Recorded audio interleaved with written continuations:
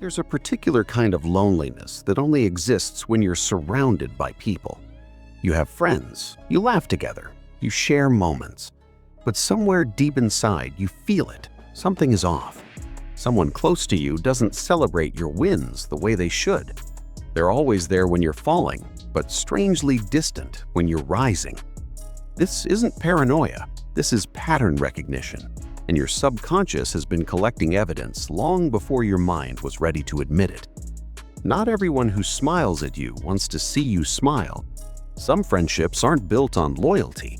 They're built on control, convenience, and something much darker, the need to keep you beneath them. Selective support. A real friend supports you in both silence and celebration. A fake one only shows up when supporting you benefits them socially. Here's how it works. You get a promotion, a new opportunity. Maybe you start something meaningful. A real friend will send you a private message, genuinely happy. A fake friend? They'll post about your success publicly, tag you, write a paragraph about how proud they are. But in private, nothing. Because their support isn't for you, it's for their image. They want others to see them as supportive, loyal, the good friend. But they don't actually want you to succeed more than them. Psychologically, this is called performative loyalty. It's support as theater. And the moment your success no longer serves their reputation, their support vanishes. You'll notice they stop mentioning your achievements. They change the subject when others bring you up. And if you pay close attention, you'll see something even darker. They start subtly discrediting you. Yeah, they got promoted, but I don't know if they're ready for it.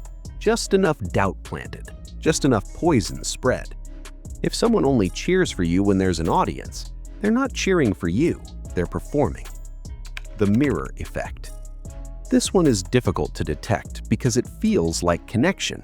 They agree with you, they share your opinions, they adapt to your energy.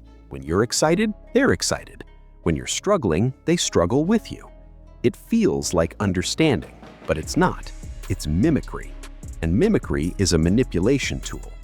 Fake friends study you. They learn what you value, what you fear, what you need emotionally. Then they mirror it back to you to gain access, not to your life, but to your trust. Because once they have your trust, they have your vulnerability. And vulnerability is where control begins. Here's the test. Introduce an opinion they haven't heard from you before. Something slightly different from your usual views. Watch what happens. A real friend will engage honestly, maybe even disagree. A fake friend will pause, calculate, and then adjust. They'll agree, but a little too late, a little too rehearsed, because they're not responding to truth, they're responding to strategy. The mirror effect works because humans are wired to trust similarity. We feel safe with people who think like us. But some people don't share your values. They just pretend to long enough to position themselves close to you. And once they're close, the real agenda reveals itself. Competing in disguise. Friendship is not a competition, but to some people it always has been. And the dangerous ones don't compete openly. They compete quietly, under the surface, while pretending to be your ally. Here's the behavior. Every time you share something good, they follow with something better. You got a new job, they just got contacted by a bigger company. You're planning a trip, they're already booking something more impressive. You started working out, they casually mentioned they've been training for months. It's never direct, it's never obvious, but it's consistent. And consistency is the language of intention. This is psychological one-upmanship, and it's rooted in deep insecurity. They don't actually want to win. They want to make sure you don't win more than them, because your success feels like their failure. And instead of addressing that internally, they weaponize it externally against you. What makes this painful is the subtlety. They'll congratulate you first, then immediately redirect attention. That's amazing, but hey, guess what happened to me? The conversation shifts, your moment shrinks, and over time, you stop sharing good news with them because you've learned that your joy will always be overshadowed. A real friend celebrates your wins without needing to insert their own. A fake one turns every conversation into a competition you didn't know you were in. Strategic absence. Some people are only present when you're broken. When you're strong, they disappear. When you're struggling, they return. This isn't coincidence, it's control. Psychologically, this is called crisis bonding. They don't want a balanced friendship. They want a dynamic where they are needed, because being needed gives them power. When you're doing well, you don't need them. You're independent, self-sufficient, confident.